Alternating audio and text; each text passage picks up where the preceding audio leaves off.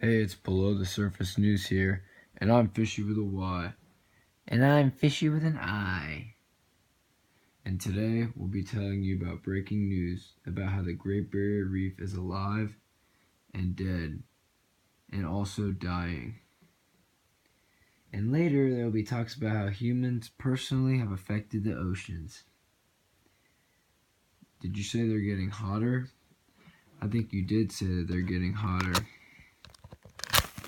How much hotter? A lot hotter.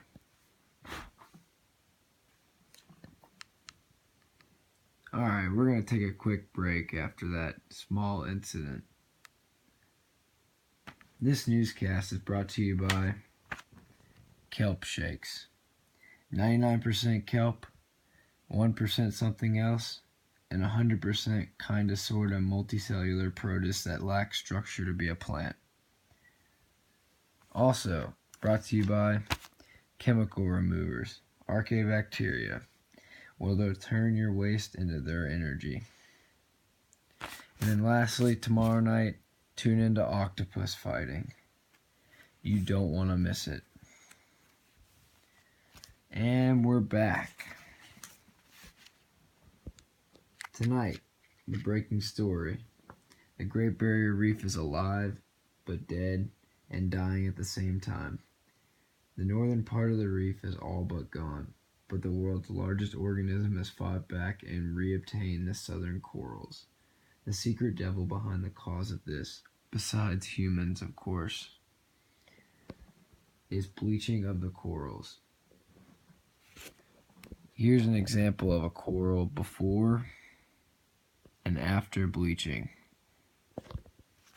The corals usually have brown algae, just like this,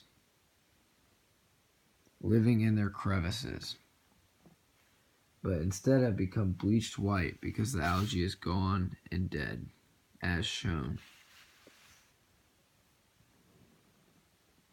The algae have begun to die because the coral is stressed out, and this is because of the changing ocean climate.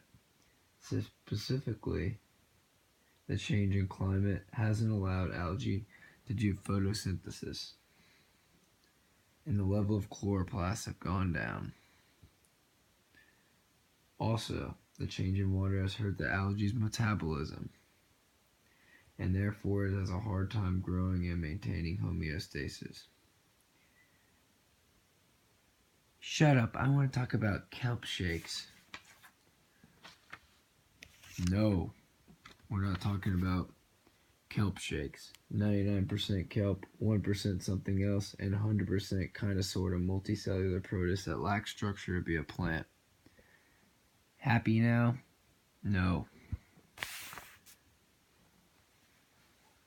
Alright. Oceans have been the same for centuries, but over the last few decades, there have been massive changes in the seas. The best solution to this problem is to slowly end the use of fossil fuels. Biofuels and electrical energy cars and motors can save the reefs and oceans.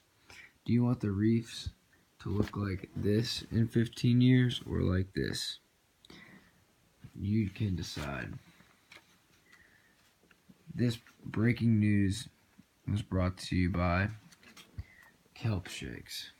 99% kelp, 1% something else, and 100% kinda sorta multicellular produce that lacks structure to be a plant.